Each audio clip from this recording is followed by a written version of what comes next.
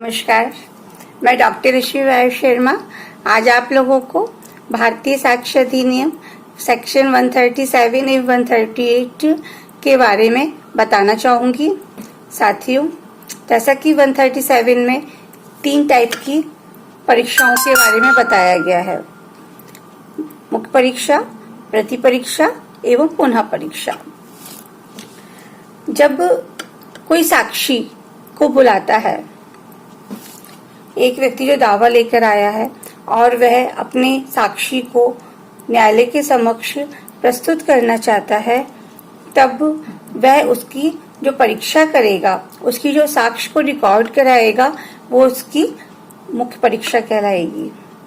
Then दूसरा पक्षकार जो कि उसके बारे में उसकी परीक्षा करेगा, वह उसकी प्रति परीक्षा कहलाएगी। राइट। एवं जब प्रतिपरीक्षा हो जाती है और कोई ऐसा नया तथ्य, ऐसी कोई बात निकल कर आती है जिससे कि लगता है कि स्थिति स्पष्ट नहीं हो रही है, जो पूर्व में मुख्य परीक्षा में साक्ष्य दी गई थी उसकी स्थिति कुछ डिफरेंट आ रही है, लाइक प्रोसिक्यूशन के या सिविल सूट में यदि जाते हैं तो प्लेंटिफ के या जिसने भी साक्ष्य को बुलाया है, साक्षी को बुलाया है देने के लिए, उसके लैक्यूनास की पूर्ति के लिए नहीं, बट उसमें कोई नया तथ्य निकल कर आया है जिससे कि ऐसा प्रतीत होता है कि पूर्व में जो उसकी स्थिति थी उससे कुछ भिन्न स्थिति का जवाब इसमें आ रहा है, जिसके स्पष्ट किया जाना आवश्यक है। न्याय हित में ऐसा करना उचित है एवं मस्ट है। उस कंडीशन में पुनः परीक्षा की जाती है। तो हमारे समक्ष 3 टाइप की परीक्षाएं होती हैं। नंबर 1 मुख्य परीक्षा, नंबर 2 प्रति परीक्षा, नंबर 3 पुनः परीक्षा। साथियों, जो मुख्य परीक्षा होती है उसको हम रिकॉर्ड कैसे कराना होता है? साक्ष्य को रिकॉर्ड कराना न्यायालय का कार्य होता है, परंतु जो पक्षकार होता है उसकी ओर से अधिवक्ता होता है या अभियोजन होता है, वह न्यायालय में एक अहम भूमिका निभाता है अपने पक्षकार की साक्ष्य को कराने में। तो सर्वप्रथम जब साक्षी आता है और उसकी मुख्य परीक्षा प्रारंभ की जाती है, तो डिपोजिशन शीट पर उसका नाम पता लिखा जाता है एंड उसको शपथ दिलाई जाती है। सारी कंडीशंस फिल होने के पश्चात उस व्यक्ति की साक्ष्य का प्रारंभ होता है और जिस पक्षकार ने उसे बुलाया है तो हम उसकी मुख्य परीक्षा करते हैं।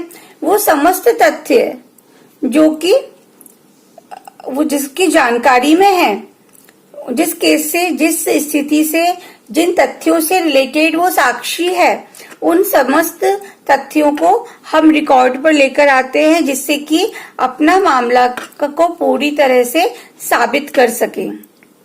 राइट।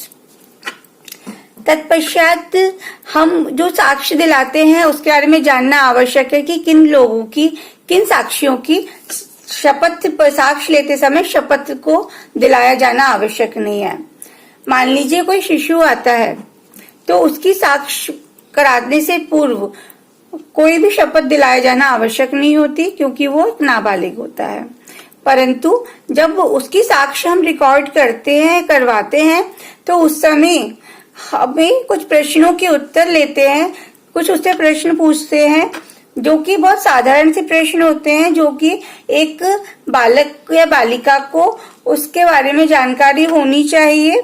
और उन प्रश्नों के उत्तर देने के पश्चात उसकी साक्ष्य, यदि वो पाया जाता है कि वो उन प्रश्नों को समझने में और उनका उत्तर देने में सक्षम है, उन प्रश्नों के उत्तर भी उसी में डिपोजिशन शीट पे नोट डाउन होते हैं और उसके बाद स्टार्ट होती है उस जो साक्षी आया है, जो नाबालिग साक्षी, उसकी साक्ष्य। राइट। इसी तरह जो राज्य का अधिकारी है, मीन्स कोई राज्य प्रभु है, यदि वो कोई ऐसा व्यक्ति आता है तो उसकी भी शपथ दिलाई जानी आवश्यक नहीं होती है। या फिर कोई ऐसा साक्षी है जो सिर्फ दस्तावेज के लिए आया है, उसकी साक्ष्य रिकॉर्ड नहीं होनी है, सिर्फ वो दस्तावेज को लेकर आया है और दस्तावेज को वो रिकॉर्ड पे देता है, तो उसकी साक्ष्य कराते समय हमें उसको शपथ पर नहीं कराई जाती है, हम उसको रिकॉर्ड कर सकते हैं। अब मेन इसका जो उद्देश्य था वो यही है कि किसी भी तथ्य की जो कि जिस पक्षकार द्वारा बुलाया है उसकी समस्त जानकारी, वो जितनी भी बात उसके केस के संबंध में जानता है वो रिकॉर्ड पर आ जाए। ये होती है हमारी मुख्य परीक्षा। इसमें कौन से प्रश्न नहीं पूछे जा सकते? इसमें सूचक प्रश्नों को नहीं पूछा जा सकता। इसमें सूचक प्रश्न को सिर्फ न्यायालय की अनुमति से पूछा जा सकता है यदि दूसरा पक्षकार आपत्ति करता है, और न्यायालय उनको कुछ 3 कंडीशन है, उन 3 कंडीशन के आधार पर ही अनुमति देता है सूचक प्रश्न पूछने की, जिसके बारे में मैं अपने अगले वीडियो में आपको जानकारी प्रदान करूंगी। उसके बाद जब ये संपूर्ण कथन फुलफिल हो जाता है, यदि उसने प्रतीत होता है कि उसने अब संपूर्ण साक्ष्य प्रॉपर दी है, तो उसकी प्रतिपरीक्षा हो जाएगी। यदि ऐसा नहीं होता है तो प्रतिपरीक्षा करने के मुख्य परीक्षा करने के पश्चात एवं प्रतिपरीक्षा से पूर्व यदि उसने हमारे कथन का समर्थन नहीं किया है, तो उसको पक्षद्रोही घोषित करते हुए जिस उद्देश्य के लिए उसको बुलाया गया था उस बातों का वो सहयोग नहीं कर रहा है, और ना ही वो वैसी साक्ष्य दे रहा है कि जिसके लिए हमें उससे न्यायालय के समक्ष उपस्थित किया गया था, तब उसको हम हॉस्टाइल करेंगे। हॉस्टाइल कैसे करेंगे? न्यायालय की अनुमति लेंगे एवं सेक्शन 154 एविडेंस एक्ट के तहत न्यायालय द्वारा उसमें अनुमति प्रदान की जाएगी। उसके पश्चात जो विपक्षी होगा वो उसके द्वारा उसमें प्रतिपरीक्षा की जा सकती है। प्रतिपरीक्षा में विश्वसनीयता को, साक्षी की विश्वसनीयता को पता लगाने के लिए की जाती है। उसमें कोई भी प्रकार के प्रश्न पूछे जा सकते हैं, उसमें सूचक प्रश्न पूछे जा सकते हैं, साक्षी के पर ऐसी साक्ष्य पर दबाव डाल के प्रश्न पूछे जा सकते हैं जिससे कि उसकी विश्वसनीयता जो है उसको चैलेंज किया जा सके।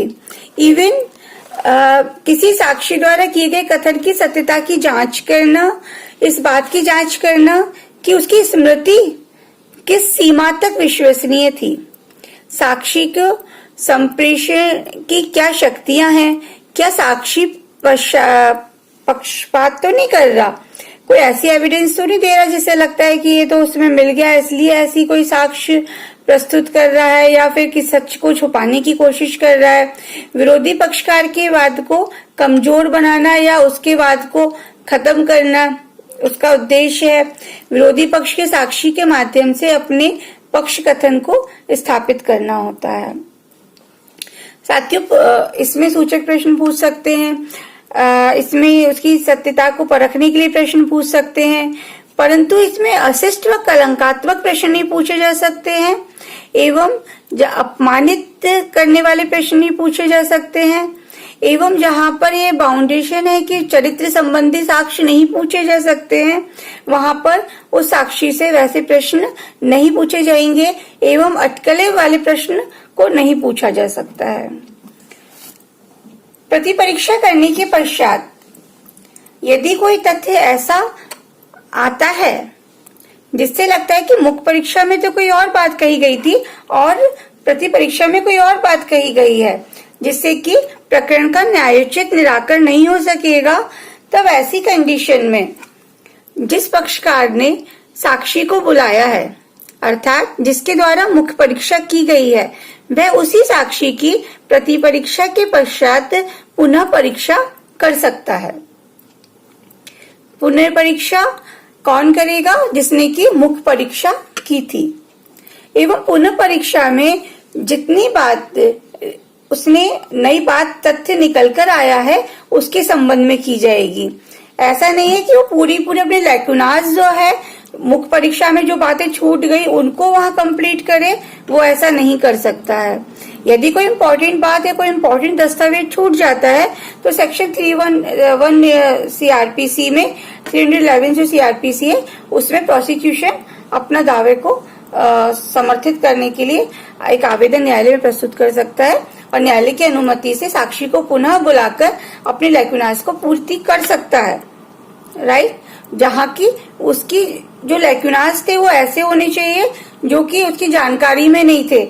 ऐसा नहीं है इंटेंशनली आपने छोड़ दिया कि इसके बाद आने दीजिए, उसके बाद फिर हम 311 में उसको देख लेंगे।